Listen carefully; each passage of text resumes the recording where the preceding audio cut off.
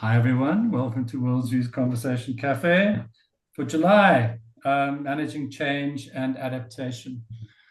Some of you on the call have been with us, I think, on every call this year. So you'll recognize the opening slide. If you know Worldview, you know that we work in strategy, design, leadership, teams, change, and management throughout that space. And this year, 2026, we dedicated ourselves to thinking about middle managers. We do most of our work at the executive level, and then we also get nice chunks of work at frontline level. But we felt that we were missing something in the middle. So it's not all we do. We work full range, but we wanted to dedicate the year to the middle, and we called it Practical Management. So we thought a little bit about how we could structure the year, and we decided we would look through the lenses of strategy, design, change, leadership, and teams at the work of managers. What do managers have to do in these spaces? And here we are dealing with the change bubble in July. So remember, it's a working conversation. I'm afraid we might shock some of you who just joined the call. You've got a sense of it already. We talk. Worldview is going to try not to show up too much as the know-it-all, more as a provocateur, to try and provoke a conversation, and you'll see why as we go along. So we are looking at change through the lens of the middle managers. I have to talk about the executive layer because that's where a lot of the change is initiated. But we're trying to get our heads into the space of the middle manager. Let's see how we get there. So when we recap the year, we talked in January about the whole overview of practical management as a craft. So these middle managers, not so much as scientists or artists, but as a craft that you learn as a trade. And then in February, we looked at managers as designers. What is the organizational design work that these middle managers do? In March, we looked at the whole decision-making space. What is the decision-making boundary of the middle manager, and under what conditions do they make decisions? And in May, we looked at performance management, that lovely, generative space where it's usually the most hated process in the company, that annual appraisal, or how is my performance being assessed, and then how do those middle managers make sense of that space? And in June, we looked at strategy in action. And what we meant by that for the middle managers was they don't often make strategy, but we introduced that idea of they have to translate strategy. They translate the strategy from executive speak into work speak.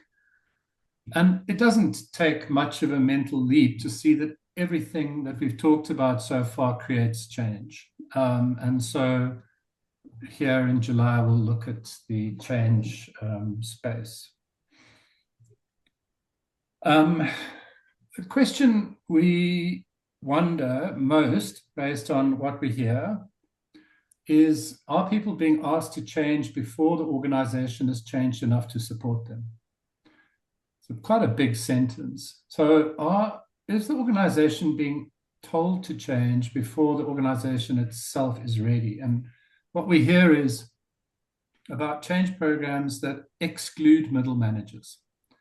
So the program is announced, there's a change team, there's maybe some kind of change champions or sponsor program, but there's nothing in the rollout that enables the middle managers to be leaders in that change.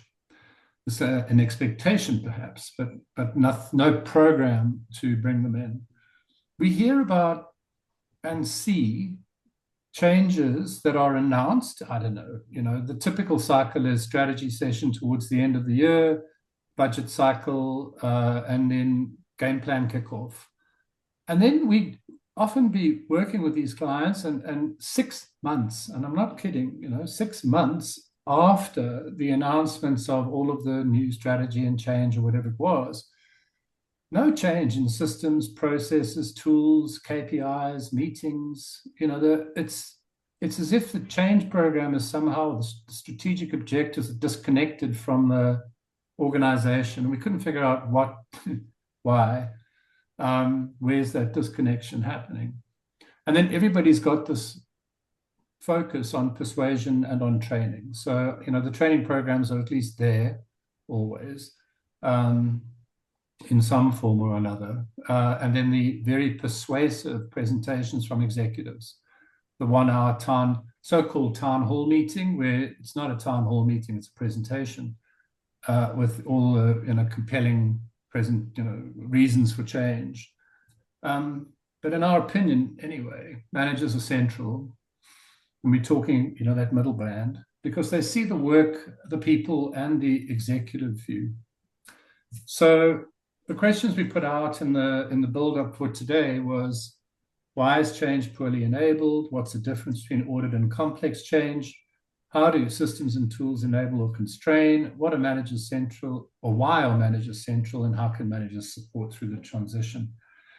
Now, that's an awful lot to try and get through in one discussion in an hour and a bit. So we're not even going to attempt to get into the weeds on it. We're going to highlight pop stuff and then invite you to either dig into our archives, where we've talked about a lot of these things in detail, or give us a call and we'll have some coffee with you. So if that's the broad questions, I want to kick you into just a few small groups. Liesel's hopefully going to set them up if she hasn't already. Have you set up the groups, Liesel, or are you in a bit of time? Good? I've got 3 groups of 4 people. Okay, and you've left me out, I hope. You are going to get an invite, just don't accept. If I don't show up in your group, I'm very sorry. Nobody's going to know in which group you're supposed to be, so don't worry. I want everyone to miss me.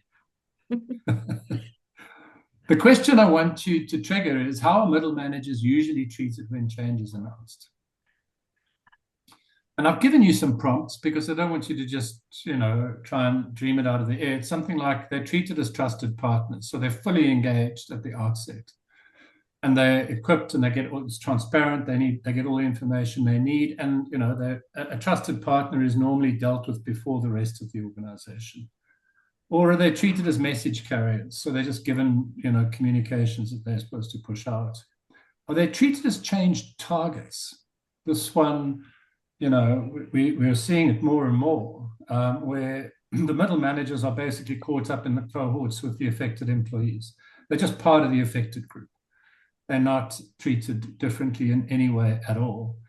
Or are they treated as obstacles or risks to the change? And maybe they're treated some other way, but these might give you some thoughts. You've got about 7 minutes to have a quick chat and share your experience. Do not expect it to be consistent, please. So what is interesting is if you get a different view from different people on the group, and then express your curiosity and say, what kind of organization is this? And there'll be something there that's interesting. What kind of organization is it that it's playing out in this way?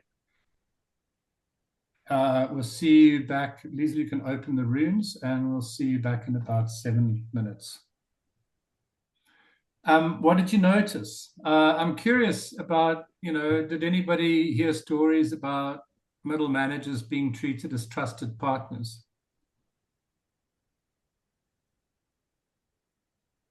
In our group, we had one example where basically change was successful. They were actually involved in the change, so they were basically treated as trusted partners.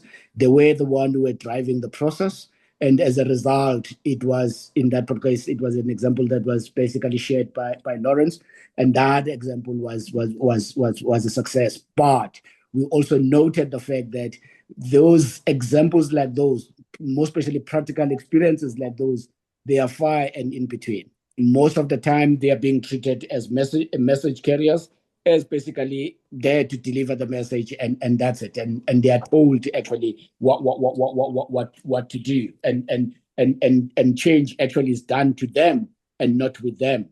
And sometimes when you go and ask them, the way they say it is that management doesn't know what they are doing. It's not clear why we are changing. And sometimes in their own experiences, what they say is that what needs to be tweaked here, it might be a process thing. It's a very minor process thing that needs to be tweaked and everything will be okay. So where changes happen successfully, as I've said, then it is basically in the cases where middle managers will allow actually to drive the process and be in charge of the process. Demi, I'm so glad you got to hear and to share one case at least where those middle managers were treated as trusted partners, because, as you say, they are few and far, between nowadays anyway. So I'm assuming then that we got quite a few stories of middle managers being treated as message carriers or as change targets. In our room, they were all message carriers. Okay. I know that I've shared, I think, stories over the last few calls of some work I did and we're still engaged with a large financial institution that treats their middle managers as change targets. So they're caught in with the affected population. Did anybody have stories like that?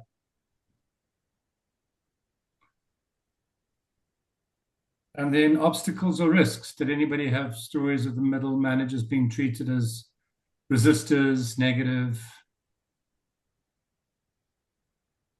So mostly did it go Yeah, if I may add, I think it's maybe resistors or obstacles, but I found that in some cases the poor middle managers were, scapegoat is the wrong word, they were tainted as the troubleshooters, but troubleshooting in the sense of finding out who's the resistors in the industry or in the business or in the teams. And their target was to be like speed cops, try and catch out somebody that's not complying. And the more you can point out people that's resisting with good reason that they're resisting, I've been in those discussions, they get actually praised for doing that and say, listen, yeah, you caught another 4 or 5 people that's not complying. So obviously that's how it also the relationship between the middle managers and the rest of the teams that they're managing. So in the long run, it just turned out to be bad. All right. Is there anything that anybody wants to say that they've reflected on just out of that conversation before I move on? And for those of you who are new to the World's View calls, what happens next is that I share a bit of a chunk of information. Sometimes it's really bad and sometimes it's okay, but it's designed to provoke you to think. And then we have another conversation after that. But before I move on, is there anything that anybody wants to just go, hey, what am I seeing or what am I feeling at this point? In our breakaway group, I didn't say much about the resistance part. I was also thinking message carriers in terms of middle management. But what I did share was a lot of our middle managers are operations managers. Yes. So very risky operations. All the operations through the company are very risky. So they straddle a very difficult task of translating messages, but also keeping the lights on and keeping everybody alive and safe. So it's our middle managers are very overloaded, and which could come off as resistance. Thanks, Tiransha. It is interesting to me, this question I have, and I'm going to raise it just now. Are we on the one hand, we see middle managers are overloaded. On the other hand, I feel they're increasingly disempowered. And I wonder if that overloading is a workload as opposed to a managerial load. And I'm curious about that. But I don't want to get ahead of myself. I'm going to share some stuff. Great practice, if you like, is to make some notes as it go along. And the notes are not, well, I mean, you can make any notes you want, but if there's anything that you particularly disagree with or have a different view on, that's also gold. And that's certainly why I attend the calls. I didn't, my name is Craig and I love to be here because usually one of the people on the call will give me a different point of view. All right, so what do we know? We know that change is chronic. So by that I mean there's a lot of it, and it seems to be accelerating. So if we think about change, this is the boring part. 100 years ago it was kind of slower. Now it's happening a lot. But underneath that is another fact, which is poorly handled change damages the future capacity for change. And I'm not sure that we're talking about that enough. So when you over-rev those engines, we know that the next change and the next change and the next change, this will be a theme of what I'm about to say, there's an organizational memory, there's institutional memory about these changes. And I'd like to propose that there's some sort of notion of a change debt. In the same way that the technical projects build up technical debt, and over time they have to untangle that stuff, you get a change or a human debt from constant and never ceasing badly handled change. So, when I start to use words like badly handled change, then I've got to qualify it to say, what does well-handled change look like? And in the world's view space, we talk about effective and healthy. So if we were phenomenologists, we would like to hyphenate this, effective and healthy. So, and we're pedantic about it. We say effective first, healthy as well, change. So what does it mean for change to be both effective and healthy? Well, effective change does change work, behavior, and outcomes. It has a result. It's not just a plan in the executive office. Effective change has the intended outcome. So some sort of structural change. But we know that effective change, you could still be effective and really damage your people and your culture and your institutional relations. And you might get away with it once, but if you do it chronically, it is exhausting, and it eventually is perceived as toxic, and there's just nothing good about it at all for the organization or for its people. Question is who pays for that, because what we see is executive churn. So executives sticking around for 3 to 5 year cycles, and then coming in and driving a massive piece of change, and then leaving and not having to pay the debt of the change debt that they built. So one thing to watch out for is shifting executive layers and what that does to the health of the process. Healthy change, for those of you that are IO psychs, healthy change develops psychological capital. And we're quite comfortable with just saying that healthy change does a good job of building hope, self-belief, resilience, and optimism amongst the organizational members and the organization as a whole. So we also know, though, that purely healthy change without any effective outcome is anemic. It's weak. So we need to find a way to do both. Effective in a healthy way. That's what we mean by change that doesn't produce change debt. So why do we think we need to be more intentional about engaging the middle managers? And it's a straight up ratio problem. The number of employees to core change team members is just too, it's too big.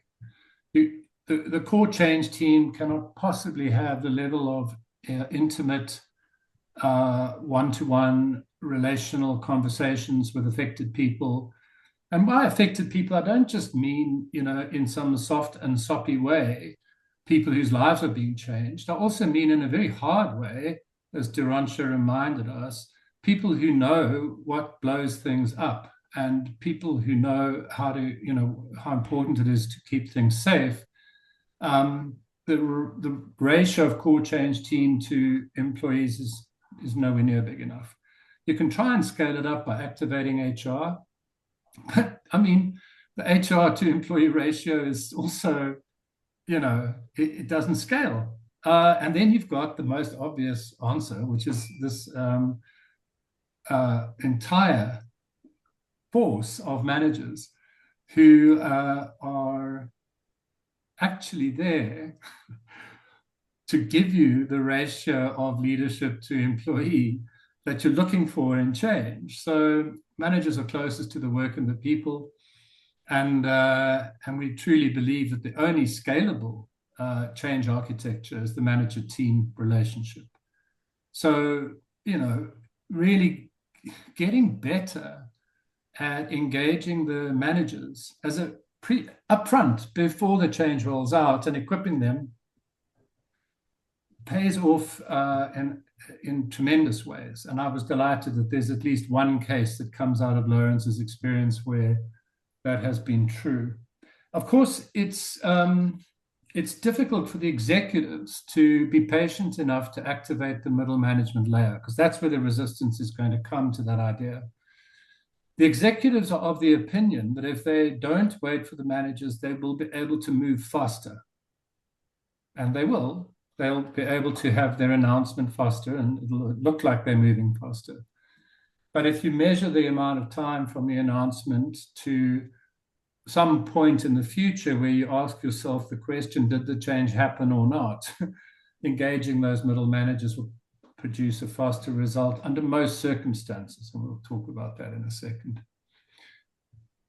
So we have to be clear then about what kind of change we're dealing with. And in our work, and we've talked about it a lot on Worldview calls, understanding at least the complexity frameworks. So what is the difference between an ordered world and a complex world? Keeping it as simple as we can. I know the Cynefin framework or complexity framework, people are going to be saying I'm oversimplifying, but that's fine. Either it's ordered or it's complex for the sake of this discussion. And in complex change, we say that the destination is never particularly clear. It's emergent. You're trying to figure it out as you go along. In complex change, we know we need experiments. If we were pretty sure we could do something with certainty, then it wouldn't be complex. And we need feedback loops, and we need sense making, and we need adaptation. So you would think that in that sort of space, you need your managerial layer fully activated. And then in ordered change, by ordered change, we mean that cause and effect are clear. So with everybody affected, this is the test of, is it ordered change?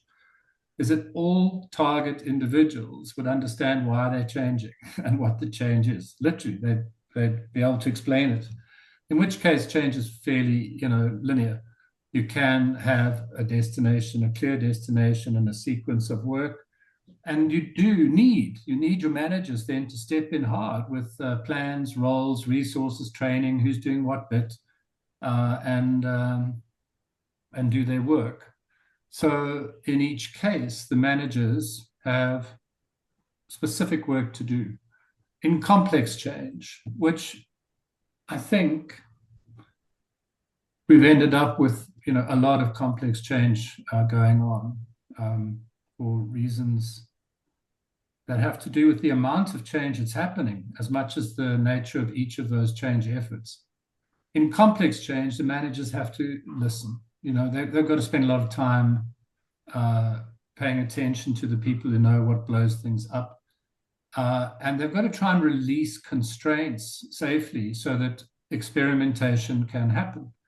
And safe to fail experiments are different in a petrochemical firm than they are in a financial services firm, but not that different. I understand life is on the line on the one hand and clients' money on the other. But I imagine that in both cases, the managers would treat them seriously. And maybe notice patterns, and those patterns require managerial approaches of amplification and dampening. So middle managers able to say more of this, less of that, take care here, don't do that, and move budgets towards what you're amplifying and move budgets away from what you're dampening.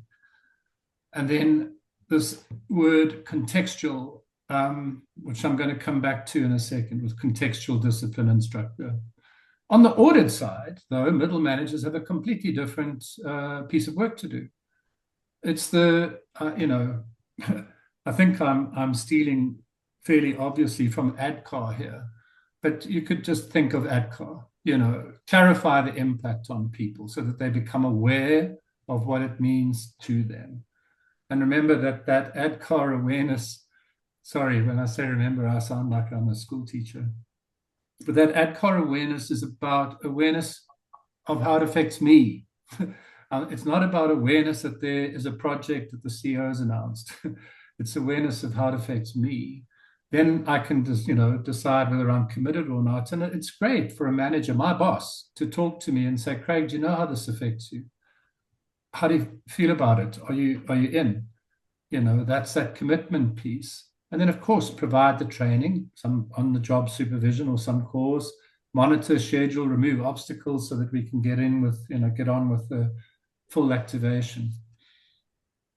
But the managers in both of those cases, in the ratio of manager to employee, are powerful change agents, I think, that will make a difference. The contextual piece, it's what bothers me the most about these kinds of short seminars, because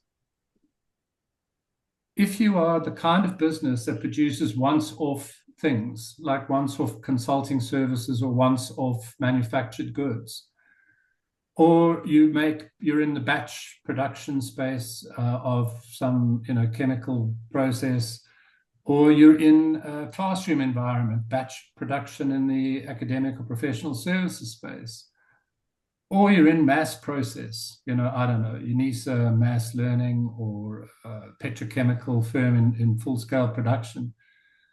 These contexts do matter. They produce a different managerial environment. And so it's very difficult to imagine that you could teach these managers, send them off to some sort of business school, public program where, there's lots of other people from lots of different industries and lots of different contexts.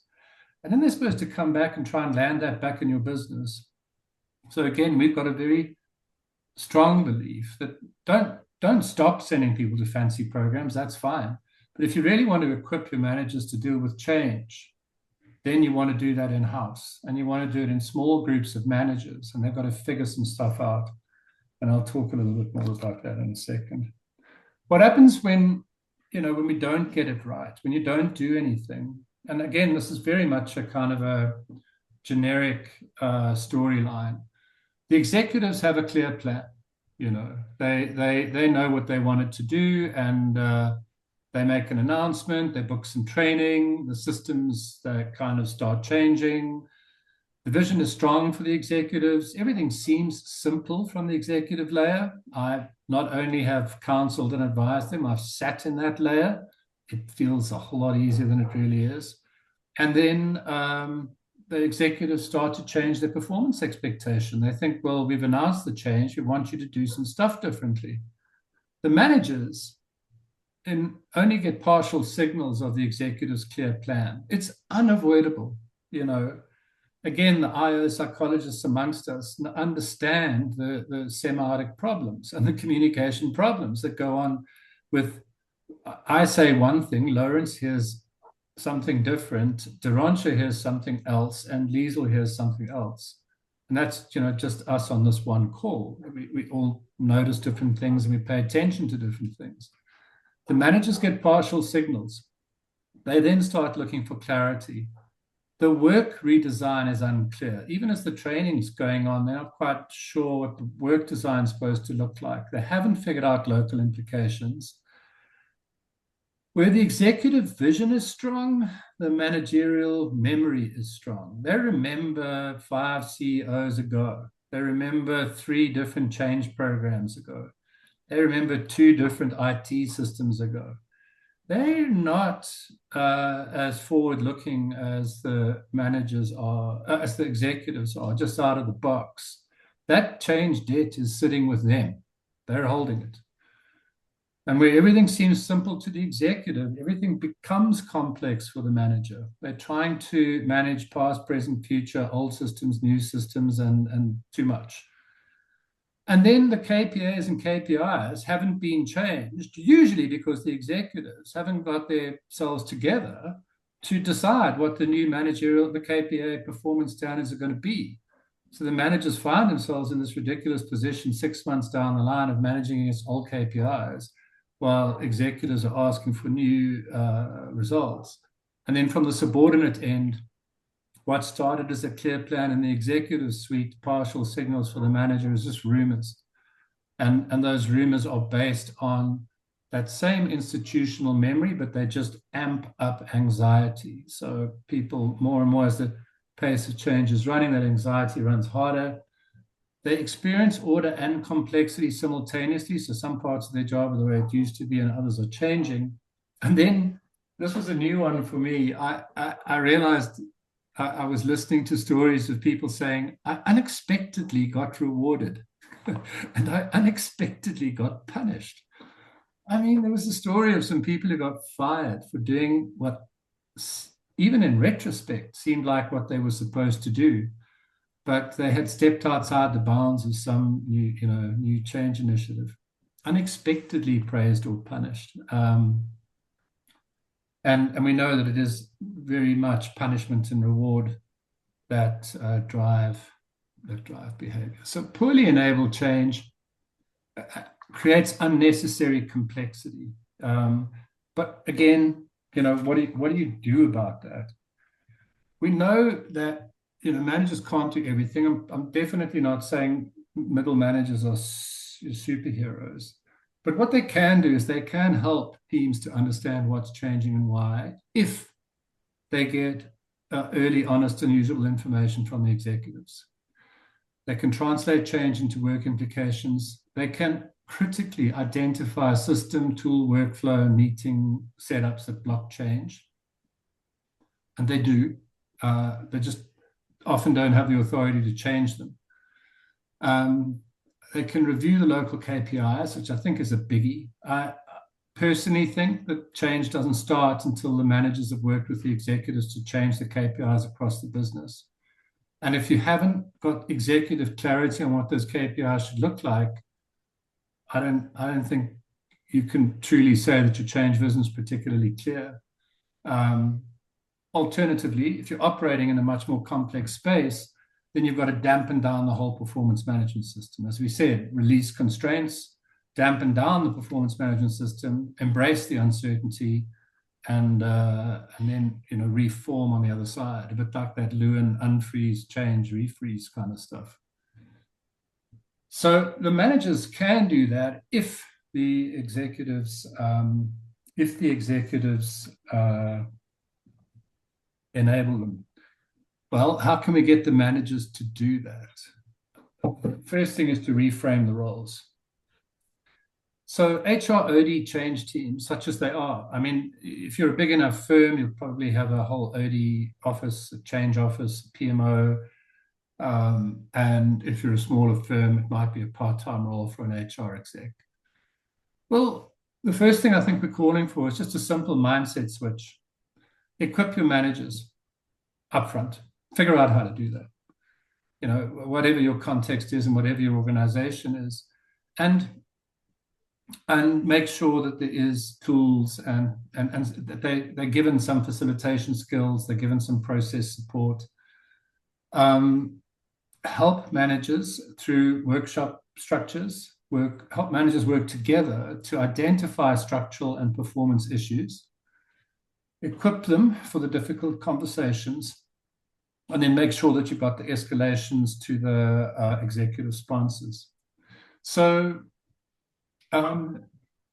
if the HR, OD, and change teams just pivot their brain to enable the managers, then the middle managers will be able to play that role and give you the benefit of that ratio mix, in our opinion. With one caveat: the first time you do it, it's not going to look beautiful. You know, the second time you do it, it'll look better. And executives can lose faith along the way. They'll feel it would have been faster to just skip the managers, use them as a communication tool.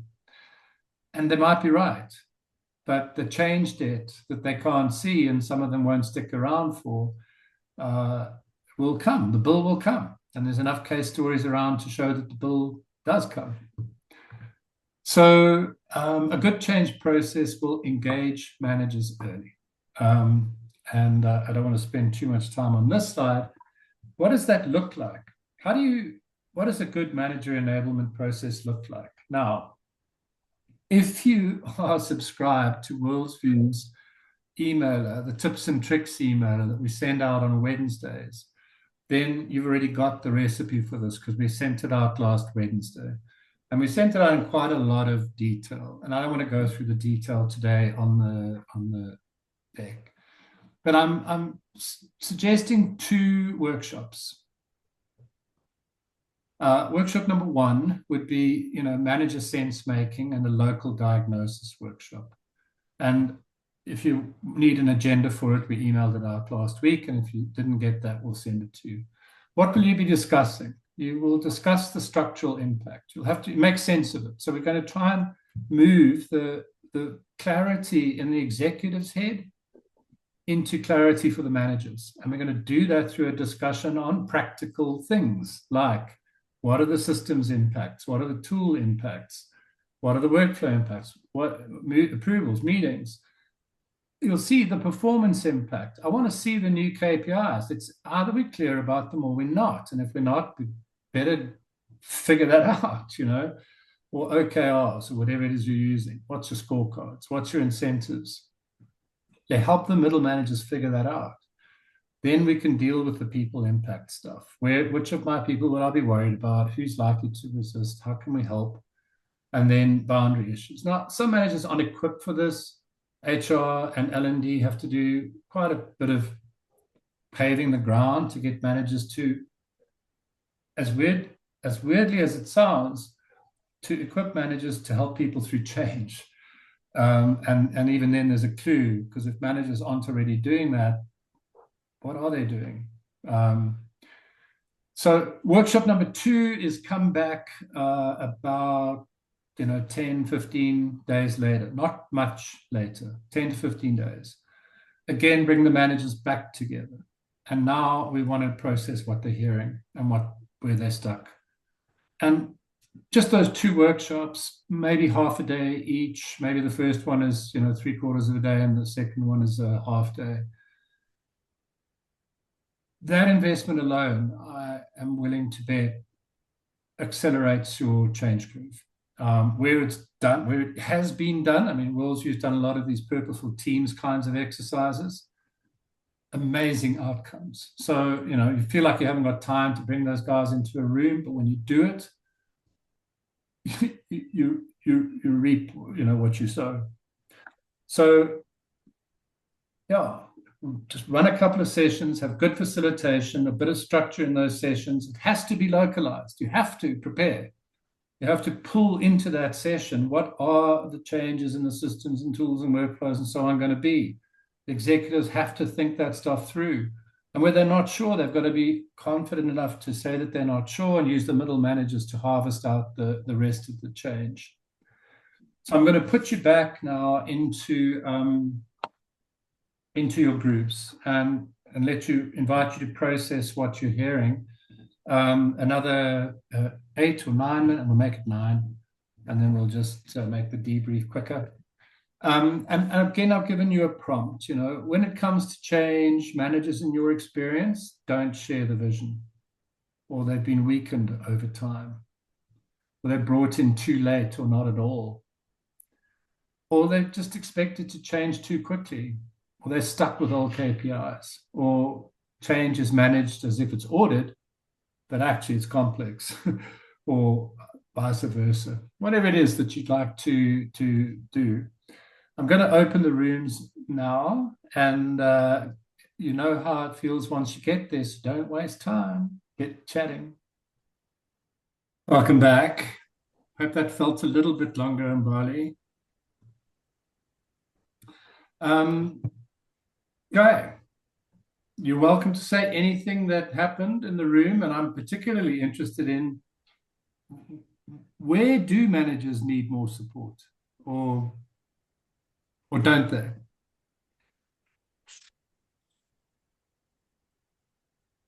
Well, if I can start off maybe from our group, well, I'll rather share my ideas about this, is that I think managers need to be involved in the process much earlier on. And then the upper echelons, the C-suits and whoever dreams up these changes that they propose, really need to take note of what the middle managers tell them.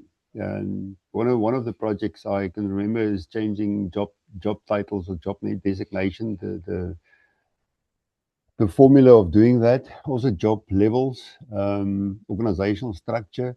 And then if you really speak to middle managers, they will tell you, but that's not what we need, you know. Now to suddenly call, you know, this chap I need to manage, he dreamed to become a foreman because his dad was a foreman and he also wanted to be a foreman, and now he bloody needs to be called a senior super duper supervisor something, and that's not what he aspired to. So somewhere along the line, somebody's dreaming up something that's completely missing the point. Managers are weakened over time. We can say a lot about it, but it's change fatigue, change trauma, change burnout. Managers are so sometimes, well, oftentimes we found that managers still struggling to get the people to manage and adapt and adjust to the changes of the previous change management process, and we hit them already with another 2 or 3 projects in a row. So, and then managers are brought in, well, it speaks to the first one, they brought in way too late and they're not consulted in the process. So that's a problem. And then obviously time and space. The C-suite decide they can sign off a budget of a couple of million in the afternoon, but they expect the same type of change done at the workshop also in the same afternoon. And change management is people. I've always, and I didn't mention it before, but the question is managing change or change management. What's the difference? Sometimes you need to manage the change, and that I think is often the processes that need to be changed. But then the change management for me is the behavior, is the people, and people are creatures of habit. Like I read something recently that said, you know, one of the conundrums of life is that we want things to be different. At the same time, we want it to be the same, stay the same. And that is one of the biggest causes for confusion in our life. And yeah, managers often just manage because they're also subject to the need to stay in their jobs and the remuneration and the bonuses and whatever comes along, and they just become, you know, instruments of the higher up echelons, and they're not bought into the process. So if middle managers are truly made part of the process, change management is done with them, not to them, then I think a lot can happen, a lot better can happen. And if we ever decide on the change, listen to what the feedback from the middle managers actually is, and they follow that and they react on that, they respond to that. Thank you, Lawrence. Tony, do you want to add?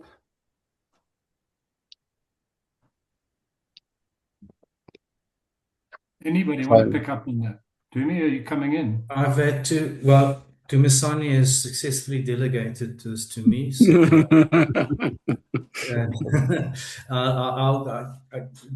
Dumisani, I'll give you my input, then you can maybe jump in on both Lawrence and I if you want to add anything that you think we might have left out, if it's okay. So 2 things that you mentioned, Craig, that my experience sort of touches on. The one is handling something as if it's ordered when in fact it's complex. And the other thing is the contextual discipline that you spoke about. And this is more of a, from my perspective, a contextual reality, if you like. So this is from my experience here where I am in Europe, and this is it's to do with tech startups. And a startup, is something that a company that employs 250 people and has funding of $150 million plus. And so there's massive expectations from its VC funded typically, and there's huge expectations from these people, from the capitalists, from the shareholders, from the customers themselves. And it's by definition complex, because what the solutions that are being taken to market, there's no SOP on these things. Sometimes it's into areas where the end user doesn't even realize they've got a problem as such. So the complexity is not understanding what the ecosystem complexity is.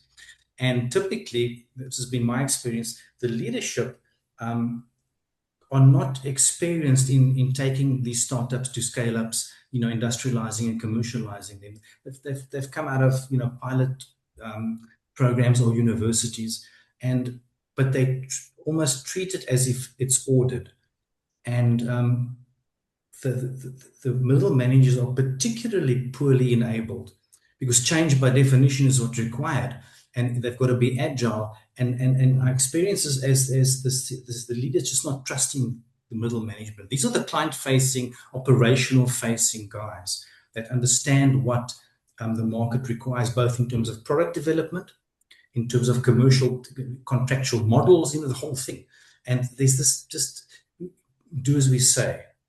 And I've seen that breakdown in both companies that I've been associated with. So it's a trust thing, really, the way I experienced it. Yeah, thank you, Michael.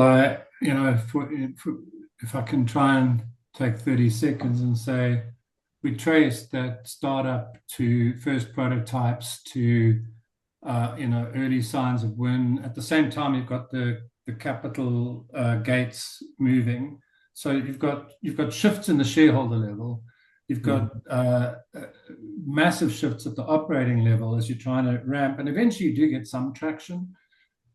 But the way you've treated your emerging management layers are like seeds you plant in a tree. And if you've treated those middle managers badly, you build up that change debt real fast. Yeah. And the moment you're trying to scale, you're on soggy ground. You can't. There's nothing to leverage off. Context. What kind of business? What part of its cycle? And guys, who else had a thought? Where do managers need more support? What needs executive attention? What do we have to get our executives to do differently? What came up in your discussions?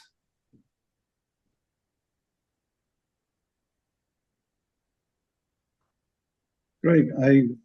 I like this whole thing about the contextual that you're talking about. And I think that's where we, in many instances, and I can only speak for the company that I worked for and with many people and many different middle managers in almost in different industries. Yes. And the context is so important. And you get a big consulting firm coming in with a cookie cutter recipe, one recipe, pushing the thing through, they talk the right language, the ADKARs, the change buy-in, and I don't know what else. But the one thing that I also mentioned in the group is the role of HR in that. And what I've seen in many instances, HR got sniff of what's happening, and now they're running on a different tangent with intervention. It's like moving my cheese or resilience workshops and stuff, which got nothing to do with the actual change that's taking place. And the expectation is that it should now, by magic, just influence the change. So I think that contextual part, and where managers have the opportunity to discuss, to make sense of it, get it to contextualized in their space, help their teams to deal with it, and give them feedback and not being seen as resistors. I think there's some magic in that I've seen here and there, but it's far in between, as somebody else said. Samuel, it reminds me of those who've worked at Worldview or cut their teeth at Worldview.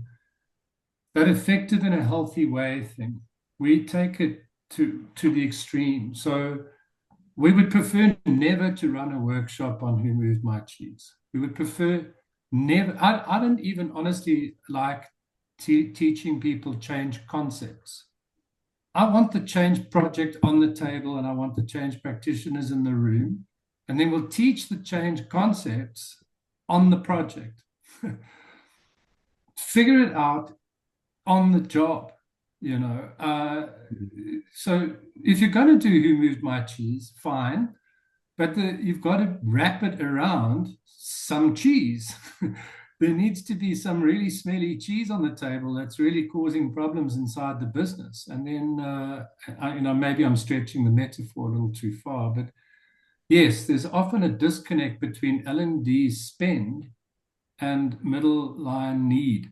And it's not, it just takes a little bit of imagination to bring those together. One more voice, and then I'm going to wrap it up for today. Hey, it's been fun. Love you guys. Can I be the one more voice? Yeah, please.